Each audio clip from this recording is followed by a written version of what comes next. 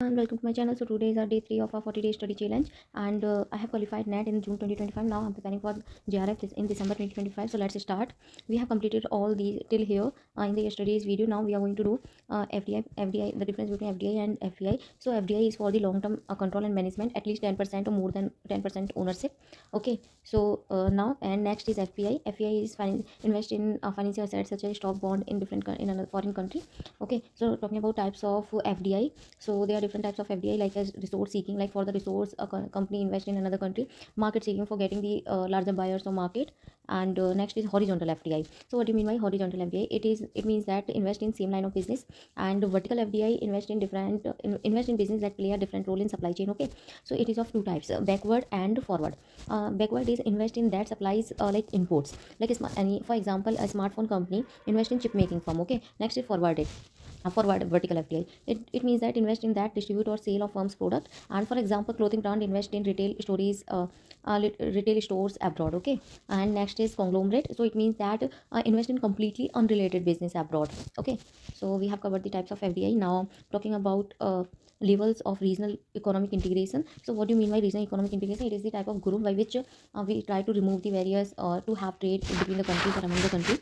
So there are different types of levels. The first one is preferential trade area. So इसमें क्या होता है कि country reduce करती है tariff on certain products only among themselves. Okay, next है free trade area. इसमें क्या होता है tariff and quota हटा दिए जाते हैं on all goods among the member countries. But क्या होता है कि जो each country होती है वो maintain करती है अपनी खुद की policy, its own trade policy toward non members. Okay, but next is custom union. इसमें क्या होता है? इसमें होता है free trade area plus common external tariff policy toward non member. जो अदर मतलब जो मेंबर्स है ना, वो उनकी एक ही सबकी एक कॉमन ही टैरिफ पॉलिसी होगी जो नॉन मेंबर्स है उनसे डील करने के लिए. Next common market. What does it mean? It means that custom union plus free movement of labour capital and service among members.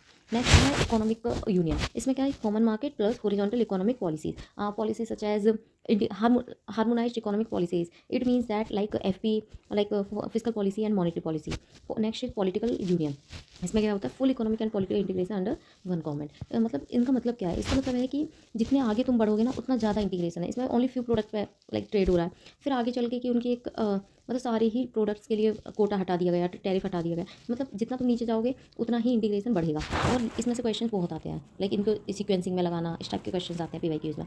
Next वो कॉन्सेप्ट है trade creation and trade diversion. इसमें क्या होता है? Replacement of domestic production by cheaper imports from member country. अगर तुम किसी member country से गुड्स जो है चीपर खरीद रहे हो, मोर एफिशिएंटली करो, then it is trade creation. Okay, but अगर तुम रिप्लेसमेंट ऑफ चीपर इंपोर्ट्स मतलब तुम इंपोर्ट्स तो ले रहे हो, वो मेंबर कंट्री से ले रहे हो लेकिन वो कॉस्टलियर ले रहे हो. ओके, अदर देन अगर वो नॉन मेंबर से लिया जाए, सपोज करो तुम कोई चीज़ 40 की ले रहे हो, एक मेंबर कंट्री से खरीद रहे हो. ओके, बट जो नॉन मेंबर है वो आपको 30 में ही दे रहा है, तो ये लॉस हो गया 10 का. So this is trade diversion. Okay, next है talking about BOP. So they are different kinds of BOP. Current account, capital account, financial account. Current account में क्या होता है? All day to day transaction होते हैं.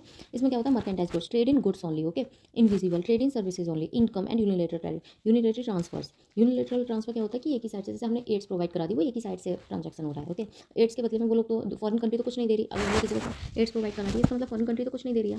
तो ये होता है यूनिलेटरल ट्रांसफर्स. ओके, नेक्स्ट है कैपिटल अकाउंट. इसमें क्या होता है? Capital transfer, non produce goods. Non produce goods like sale and purchase of patent, trademark, intellectual property, like that. Next है फाइनेंशियल अकाउंट. इसमें क्या होता है? FDI for direct investment, FPI for portfolio investment. जो ये स्टॉक बॉन्ड में जो होती है, that we discussed earlier. Okay, here where it is, here we have already discussed FDI and FPI. Next, loan and borrowing, reserve assets. Okay, so here we have completed this and talking about these types and these theories and tariff and non-tariff we have already completed, and CSR also. So today is our day 3 and we have completed almost 80%. Almost yes, we have completed almost 80% of our syllabus of business environment. Okay, and now I'm going to tell you that what I have studied in teaching aptitude. Okay, so in teaching aptitude, I have studied like these things: level of teaching, memory, understanding, reflective. I told you in earlier videos. So today, what I have studied, today I have studied like adolescent and adult learner. Adolescent में क्या होता है कि 12 to 19 year का बच्चा होता है, और एडल्ट में क्या होता है वो 20 एंड अबव हो जाता है. और एडल्ट लर्नर्स को हम एंड्रागोगिक भी बोलते हैं. इसमें नाउ इनकी करेक्टरिस्टिक्स क्या है? एडोलिसेंट्स की क्या होता है? फिजिकल डेवलपमेंट हो रहा होता है, इमोशनल स्टेबिलिटी होती है, social development, cognitive development, moral development, curiosity, creativity, need for independence. And talking about the adult learners, तो इसमें क्या होता है? Self directed, experience based, goal oriented, relevance oriented, motivate internal factor. वो खुद ही लाइक पर्सन जो है खुद ही मोटिवेटेड रहता है. नीड टू नो वाई, वो वाई जानता है क्यों कर रहे हैं हम, ये क्यों प्रॉब्लम सॉल्व कर रहे हैं, and practical and problem centred होता है। Okay, and next is teacher centred and learner centre. So teacher centred में क्या होता है, मेथड में क्या होता है कि जो टीचर है वो अथॉरिटी और प्राइमरी सोर्स ऑफ नॉलेज है, एंड स्टूडेंट का पैसिव रोल होता है, लो स्टूडेंट इंगेजमेंट होती है। और लर्नर सेंटर में क्या होता है, student take active role student play करता है और हायर इंगेजमेंट होती है स्टूडेंट की। Okay, and talking about the Swayam Prabha and Swayam and MOOCs.